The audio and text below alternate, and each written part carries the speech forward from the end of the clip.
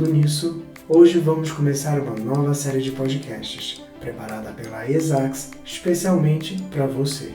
E com a gente estão os colegas Rosa e Diana, que recebem a psicóloga Wanda Lúcia.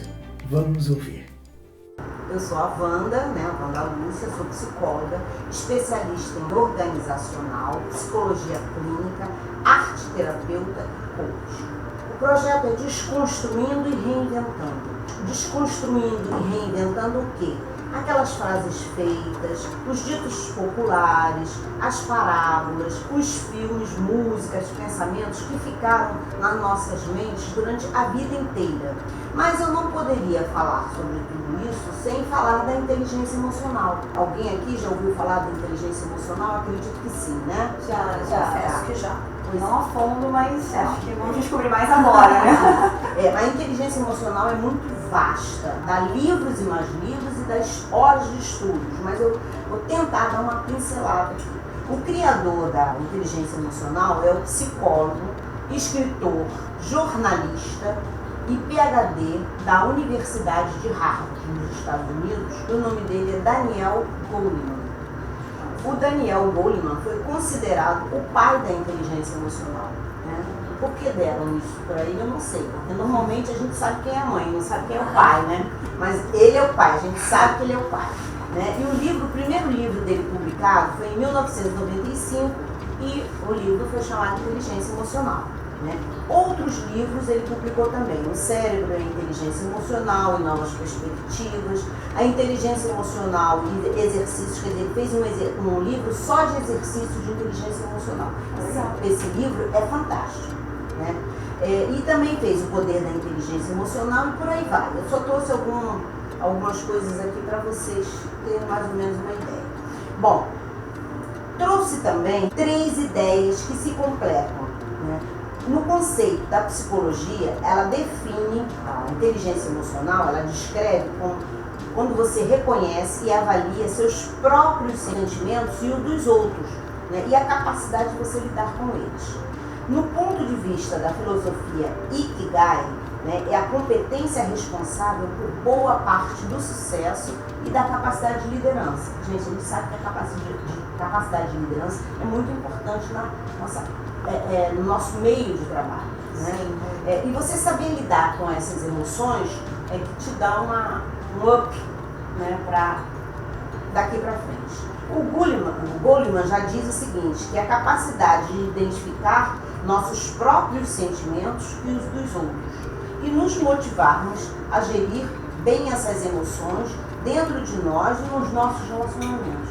Caramba, isso é difícil pra caramba, não é? Muito. Eu fico pensando, meu Deus, como é que é isso? Mas a gente percebe no nosso dia a dia, assim, da vida, profissional ou não, que falta isso pra muita gente, né? Exatamente, ela tocou num assunto importante, falta. A gente vive tentando desenvolver, mas ainda falta muito pra gente. Hoje mesmo, Wanda, você acha que é mais difícil você conhecer o autoconhecimento, ou seja, você conhecer as suas emoções, o que você sente, ou você administrar? Porque às vezes até você consegue, com o tempo, você vai se conhecendo, mas muitas vezes administrar esses sentimentos talvez seja mais difícil do que conhecê-los. O que você acha? Os dois. Porque para você conhecer, você tem que estar aberto. E administrar vai depender muito do que está fora. E o que está fora você não consegue controlar. Como é que a gente pode avaliar o sucesso e o insucesso do indivíduo? Quando eu ouvi isso, eu pensei, o sucesso e o insucesso de um indivíduo, através da inteligência emocional. Eu lembrei daquela novela, Gabriela, lembra dela? Vocês lembram da musiquinha? Eu lembro. Lembra da musiquinha? Sempre, Gabriela. Eu nasci assim, eu cresci assim, e sou mesmo assim, você sempre assim, Gabriela. Sempre, Gabriela. Isso, eu nasci assim. Mas a música, o trecho era esse. Eu nasci assim, eu cresci assim e vou ser sempre assim. Sempre Gabriela. Era a síndrome de Gabriela. Todo mundo, quando alguém chegava e falava alguma coisa mais ou menos parecida, a gente dizia, ai, síndrome de Gabriela, né? Porque ali essas pessoas se definiam, né, com essa mente fechada, com essa mentalidade fechada. Que não vão mudar nunca. Nunca. Coitados, né? Ninguém merece. Mas também veio, né, numa filosofia milenar, que lógico que não foi a partir de Gabriela, foi anterior a isso, como eu falei, uma filosofia milenar. O Sócrates veio com só sei que nada sei, né?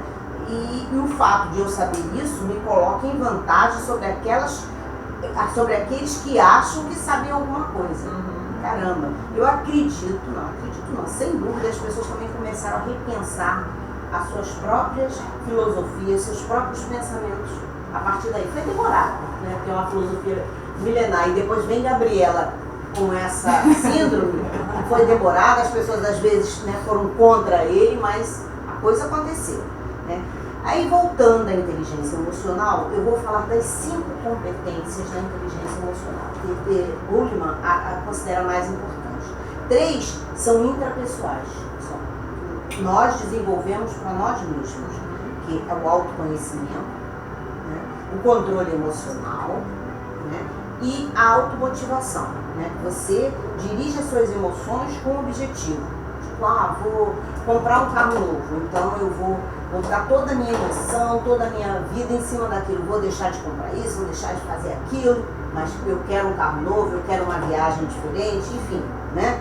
Essas são competências intrapessoais, depende só de você. E tem a interpessoais, que depende de você conhece, mas também você depende do outro, que é o reconhecimento de emoções em outras pessoas. É quando você percebe através do verbal e do não verbal por que aquela pessoa tem aquele tipo de atitude. Né? Então você percebe aquilo e você tem que se harmonizar com aquela pessoa, né? Através da empatia. Né? Poxa, fulano teve esse sentimento porque há pouco tempo perdeu o cachorro, há pouco tempo perdeu o pai, ou há pouco tempo se separou.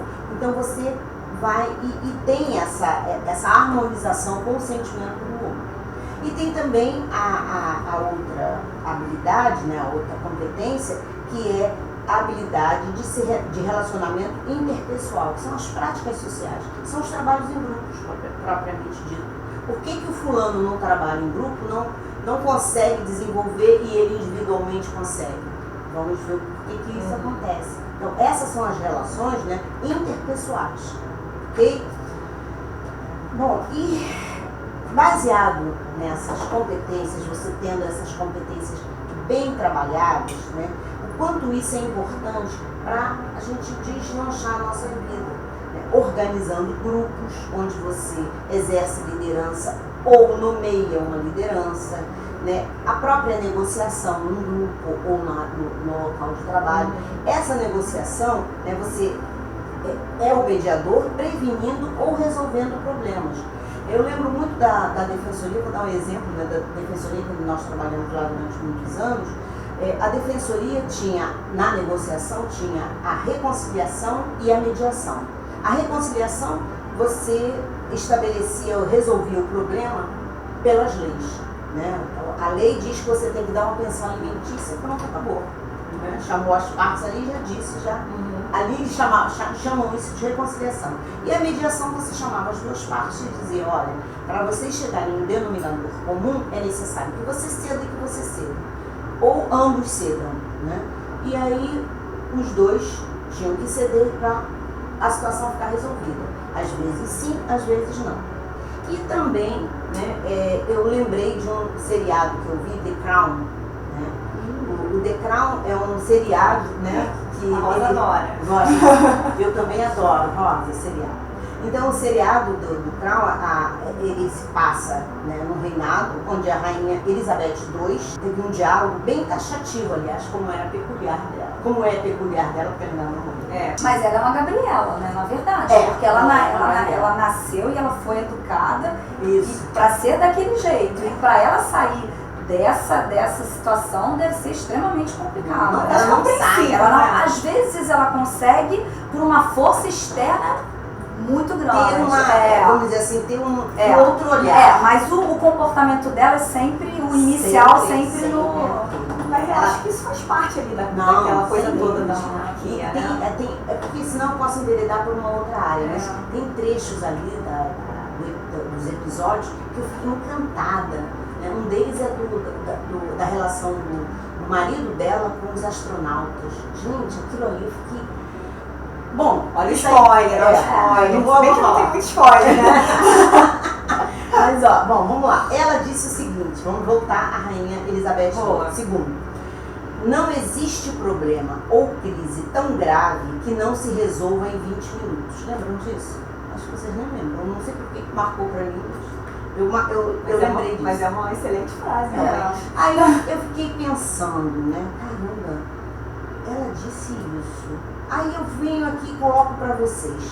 Será que vocês podem começar a refletir, ou poderiam refletir sobre os seus problemas na vida e se eles poderiam ser resolvidos em 20 minutos? Fica aqui uma reflexão para todos, ok? Eu já pensei em alguns dos meus e eu acho que poderiam sim. Se a outra parte cedesse, resolveria em menos de 20 minutos. Né? Mas aí depende da outra parte também. Exatamente. A rainha tinha aquela imposição, a ordem da rainha. Agora, nas nossas vidas, um pouco diferente. Bom, então vem aí a outra, nós já falamos sobre a organização de grupos, negociação, né? E agora nós vamos falar sobre empatia. A empatia é a capacidade de você se colocar no lugar do outro. Eu acho isso muito difícil.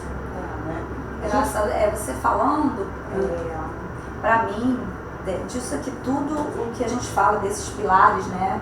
Isso. Desses 5 que você falou, eu acho que foi o que mais mudou a minha relação com as pessoas no trabalho.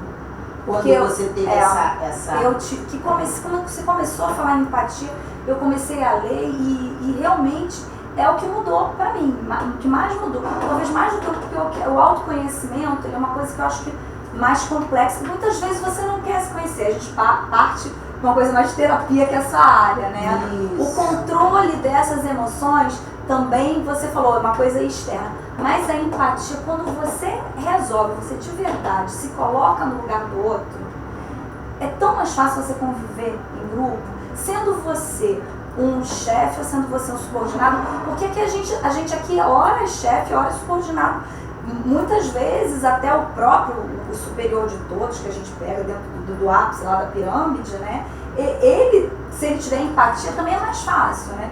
Mas essa situação de você se colocar no lugar, seja de quem está subordinado a você, ou seja de quem está acima de você, torna as coisas muito mais fáceis. Foi o que pra mim mudou assim, que eu consigo vir pro tribunal sempre com, e eu não quero, não sou poliana, não tô brincando de poliana, né? Que a gente também é outra coisa de poliana, né? Não, eu venho trabalhar com vontade, com alegria, dificilmente eu venho, é o tribunal.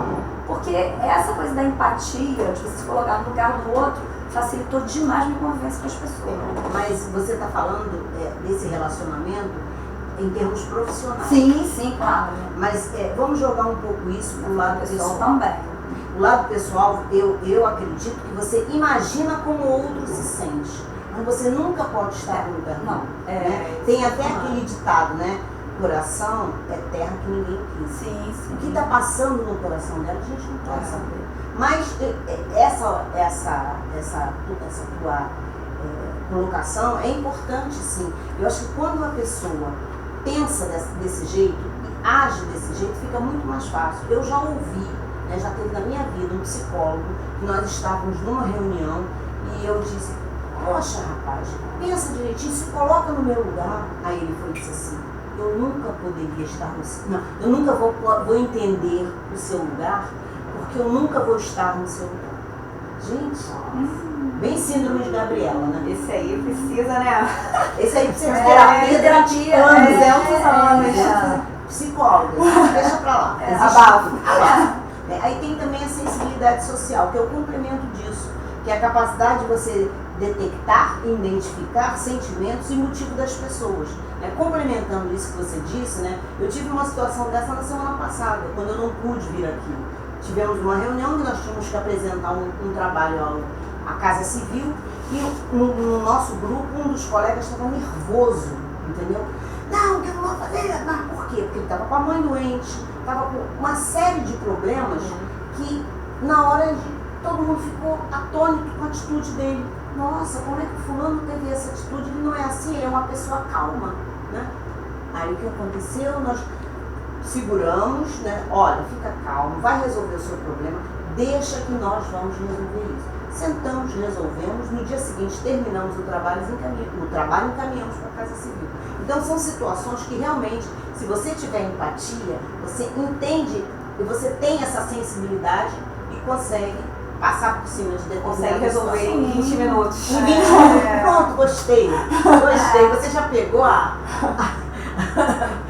Gostei. Bom, então nós demos uma pincelada sobre a inteligência emocional, falamos do que isso pode nos favorecer, né? Todo esse autoconhecimento, né? E vamos entrar aqui no filme. Eu quero convidar todos vocês para assistir, quem não assistiu, quem quiser rever, né? O filme Divertidamente, do Walt Disney. Esse filme ele aborda as 5 emoções básicas, né? E essas emoções, elas servem de alertas fundamentais nas nossas vidas, né? Esses alertas, eles aparecem de diversas formas. Então, essas 5 emoções, elas são, né, as 5 emoções: a alegria, a tristeza, a raiva, o medo e o nojo. Que lá eles até colocam como nojinho. Então, nojinho. A partir desse filme eu não falo mais nojo, eu só falo nojinho. Fica mais fofo, né? Fica mais fofo. E vamos falar sobre cada uma delas. A alegria é um exagero que faz o indivíduo, às vezes, perder a noção das coisas, né? Ah, você já ouviu alguém dizer: nossa, eu fiquei louco de alegria quando eu ganhei isso assim. Eu senti tanta alegria que eu acho que eu vou morrer de tanta felicidade, né? Então, a alegria, gente, ela vai e vem. E a gente vive buscando essa alegria para que ela volte, para que ela sinta aquilo, para que a gente sinta aquilo de novo, né? A alegria é um transbordamento, olha que coisa bonita, um transbordamento da felicidade. Nossa, lindo, né? E é mesmo. Pode procurar na internet que eu peguei de lá. A alegria nos conecta com o presente, né? Onde você esquece tudo que passou, né? E o futuro, você se conecta no momento dessa grande felicidade. Entendeu? Então, é uma coisa assim muito momentânea, é ali, é naquele momento, tá entendendo? Então, felicidade é um estado de espírito. Deu para perceber, então? Essa frase é conhecida, né? Não, é estranha, mas agora deu para pensar mais a fundo sobre essa frase. Sobre essa frase, né? E tem até aquela música: quanto riso, ó, quanta alegria, mais de 1000 palhaços no salão. Né? Porque o palhaço nos remete à alegria. Então a gente procurava muito ir ao circo para ver esse palhaço. Que ninguém vai no circo para olhar para o palhaço e chorar. A gente vai para sorrir. Né? Você já associa o palhaço ao riso. Né? Então é importante que a gente lembre disso. E também tem uma outra que eu li essa semana no Facebook, que até meu irmão postou. Ele colocou assim: nossa, é um samba enredo. Ele diz assim: quem dera que a vida fosse assim, sonhar, sorrir, cantar, sambar e nunca mais ter fim. Gente, quando eu canto... Olha, bem propício, né? Logo após carnaval. Olha, exato. É um samba da Imperatriz Leopoldina. Quando eu sobre a Martini Val. Sabe tudo essa moda. E o ano? Eu acho que é 1981. Nossa! A nossa equipe vai conferir. 81 ou 82, pode conferir, mas acho que é 81. Eu sugeriria 81, se não é 81, 82. Mas esse samba não nos remete à alegria, não nos remete à felicidade. Eu, quando canto esse samba, eu chego a fechar os olhos, eu fico sentindo aquela sensação de felicidade, aquele momento de felicidade, não é mesmo? É. Bom, já falamos da alegria, agora nós vamos falar da tristeza. A tristeza é o oposto da alegria, né? Que também, em exagero, leva o indivíduo à depressão. Né? Então, quando você fala de tristeza, você fala de melancolia, você fala de nostalgia, você fala de luto. E o luto, como nós até já tínhamos conversado, é uma emoção, a tristeza, né, o luto dentro da tristeza é uma emoção que você tem que vivenciar. Você às vezes escuta, fulano, não chora não, Cicrano foi embora, mas era a hora dele, ele não vai gostar de te ver assim, não fica desesperado não fica desse jeito não. Gente, tem que ficar. É o famoso elaborar o luto, né? Elaborar o Mas luto, a gente só sabe que existe alegria porque existe a tristeza Tristeza. também, né? É, Se não verdade, existisse, né? Nós falamos a gente disso não também, saberia, né? É o oposto da alegria. No filme tem isso, É, né? é. Que ela vai falar, hein? não vou dar esse spoiler. Não dá spoiler do filme. A pessoa tem que ver. Agora ela começou a dar spoiler, foi a Diana. Né? Então, é importante você vivenciar esse luto. É importante você passar por toda essa fase da negação, até chegar à aceitação do luto e sair dele. Né? E a Beth Carvalho, né, tem a música Tristeza, que diz: tristeza, por favor, vai embora, minha alma que chora, que está vendo o meu fim. E o fim acontece, sim. Se você continuar triste, se você continuar vivenciando tudo isso, o fim acontece. Tem pessoas que morrem de depressão, que leva a depressão. Né? E aí também lembrei da música do Vinícius, A Felicidade. Tristeza não tem fim, felicidade sim. Tristeza não tem fim, felicidade sim. O Vinícius, nesse momento, acho que ele quis dar um alerta. Gente, tristeza não tem fim, mas tem que ter fim sim, entendeu? A felicidade é que faz parte da nossa vida. Né? Então todas essas músicas vêm também como um alerta pra gente, para poder sair desse estado. Tá? Agora nós vamos falar um pouco da raiva. Ai, gente, a raiva. Essa daí... A raiva é importante demais você saber dosar esse sentimento. Né? Porque quanta besteira a gente fala na hora da raiva. Né? Às vezes, né, ela pode até ser benéfica, que te impulsiona a sair do lugar. É isso que eu ia falar. A raiva de menos também não é problema, gente. Porque De mais e de menos. às vezes as pessoas falam, né? Fulana, a Rosa não vai nunca conseguir chegar a cargo nenhum lá dentro do TRT. Estou dando um exemplo, tá, Rosa? Pelo amor de Deus. Aí a Rosa diz assim, que? Não, Agora eu vou. Agora que eu vou conseguir. Afinal de contas, eu sou Rosa, sou rainha das flores. E aí você vai e mostra que você vai à luta, vai à luta e consegue. Então nessa hora a raiva é bem benéfica. Né? Verdade. Mas Roberto Carlos né, cantou uma música pra gente também parar para raciocinar. E a música é: conte ao menos até 3, se precisar, conte outra vez. Né? Vocês conhecem, né? Quem não conhece Roberto Carlos? Né? Ah, meu Deus do céu. Então, todas essas coisas que a raiva nos remete, nessas emoções que a raiva nos remete, às vezes é necessário você parar, ter uma boa noite de sono e resolver no outro dia. Não existe essa frase? Nada com um bom sono e uma noite no meio. No outro dia você vai... Aqui pro trabalho, às vezes eu digo assim, não responde esse e-mail agora.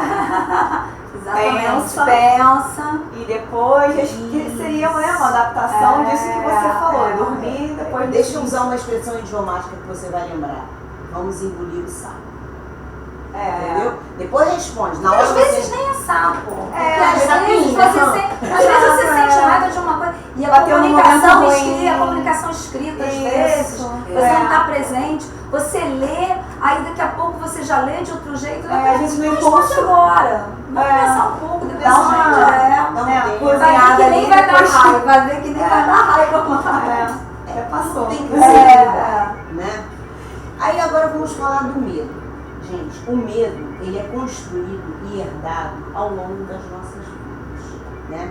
E a gente alimenta esse medo ou não. E quando a gente alimenta, a gente cria mecanismos de fuga. Que esses mecanismos de fugas, eles se justificam, você justifica esse mecanismo ou você se culpa. Então vamos lá. Ter o medo que nos protege, né? Bom, eu não vou ao lugar X porque eu vou ser assaltado. Esse é o medo que nos protege. Seria o medo benéfico? Você chamaria de benéfico? É o que nos protege, né? O medo benéfico. Né? Tem o medo que nos impulsiona, né? Não, eu vou fazer isso sim. Por que eu não vou fazer? Eu sou capaz de fazer isso. Por que não?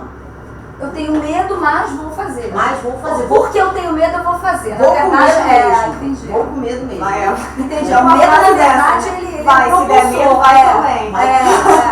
É frase do Facebook. Facebook, total, cultura facebookiana. Talvez se você não tivesse medo, aquilo fosse uma coisa que você não deixasse pra lá. Mas como você tem medo, você quer. E tem aquela música que chama o medo bobo, né? E na hora que eu te beijei, foi melhor do que eu imaginei. Se eu soubesse, tinha feito antes. No fundo, sempre fomos bons amantes, né? Essa eu não conheço, mas. Não, Essa é nova. Não conhece, é daquela. Ai meu Deus, Mari Maraísa? Mari. Eu já ouvi, Tá a minha praia, mas assim, vou ouvir. Não, já não me é estranha. Assim. Não, por que me chamou a atenção dessa música, né? Foi na hora que eu te beijei. Gente, beijo é tão bom, né? E a pessoa que tá com medo de beijar, é um medo bom. É muita sofrência. É muito isso, é a música Tá de beijando e sofrência. tá sofrendo ali. Sofrência, Por que eu tá fiz isso vendo? antes, meu Deus? Coisa boa. Minha filha, agora tá beijando, agora vai. Tem aquele medo que nos paralisa, né? Que é aquele medo que está muito voltado para os avisos da mãe. Coitada da mãe, a gente Sempre preocupada, né? A mãe diz o seguinte, não faça isso, não faça, olha, não ande com fulano de tal que meu santo não cruzou com dele. Vocês já ouviram isso, né? Nossa. Olha, né? A minha filha, quando eu dizia, olha, não faz isso, eu tô te avisando para não fazer. E ela dizia assim, então não fala, então não avisa. Ela me contestava. Né? Então tem todo esse medo que a mãe bota na cabeça da gente. E daqui a pouco ela vai e diz assim para você, eu não disse que isso ia acontecer. Gente, Exato. isso é De horrível. matar, Isso é de matar qualquer ser humano, né? E em função de todos esses questionamentos que o medo nos remete, né? A gente começa a pensar, ai, quem é que eu sou? Será que eu consigo? Será que eu não consigo, né? Aí vem aquela Ele história. é um limitador, né? É um limitador. Mas se der medo, vai com medo mesmo, entendeu? Todos esses questionamentos nos causam angústias. Essas angústias nos paralisam, entendeu? E aí a gente começa a criar desculpa para impedir que a gente faça alguma coisa. É verdade. Né? Aí também vem aquela hora da comparação. Nossa, essa é a pior. Você não passou por uma faculdade particular, mas seu irmão passou. E eu fico gastando dinheiro contigo. Aí é maldade, né? Já vejo um pronto, é maldade. Mas não Ou existe mãe, isso, não existe essas comparações. Gente, Olha, é sua muito amiguinha. difícil isso. Não A é? gente é filha única. Né? Nós somos filhos Olha, dessas, aí a então gente... vamos dar um outro exemplo. A sua É. prima casou e já tem filho. Você ainda tá aí, né? Não casou. Vai ficar Às vezes nem tia. fala esse complemento, só fala assim, é. a sua filha, a sua prima casou e já tem filho. Aí você já Nem precisa ter, não. Aí vem a reticência. reticência. E aí vem um outro sentimento que eu não sei como se enquadraria, né? Que é a tal da ansiedade, né? Porque você começa a cobrar da pessoa, a pessoa começa a ficar ansiosa. Aí A pessoa que você diz é um namorado. não sei, qualquer cobrança, Nossa, né? mano, Nesse o ser humano. sentido. O medo tá relacionado com a ansiedade? É ansiedade. Porque a ansiedade é terrível, né? Ela também pode ser uma coisa que momentaneamente te motive, mas também pode ser uma coisa que te paralisa, que Te te protege. ela também é aquela coisa da dosagem, né? Mas tem uma pessoa que estudou muito medo, né? É a Marianne Williamson. Eu nunca ouvi falar dela, ouvi porque essa frase eu gostei, tá? Vou até pesquisar mais sobre essa escritora. Ela disse o seguinte, o nosso maior medo não é de sermos pequenos. O nosso maior medo é sermos grandes. Interessante. É pra refletir. Porque grande também dá medo, né? Sim. Bom, agora eu vou falar do nojo, ou do nojinho. Né? Ai, tão bonitinho o nojinho, né? O nojo, né? Ele Pode dar spoiler aqui, personagem verdinho? pode. Personagem verdinho. né? É um nojinho. São tão É um bonitinhos. nojinho, né? É tão bonitinho. Agora no carnaval muita gente se fantasiou com essas emoções, né? É uma boa ideia, né? Vai junto um grupo. Não, até cada um aquele de uma cor, emoji, pinta de baixo. quando ele tá com muito nojo, que ele, É. ele põe pra fora é verde, né? Na creche da minha filha traduziram como desgosto. Esse. Não, aquilo Não sei qual é. não. Não, mas tem várias definições, tá? Bom, eu peguei mais esse filme, né? Porque o filme é uma coisa mais abrangente, muita gente viu, né? Nós não estamos entrando na essência das coisas.